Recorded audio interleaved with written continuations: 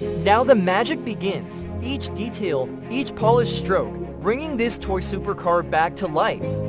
From worn-out plastic to showroom shine, this isn't just repair.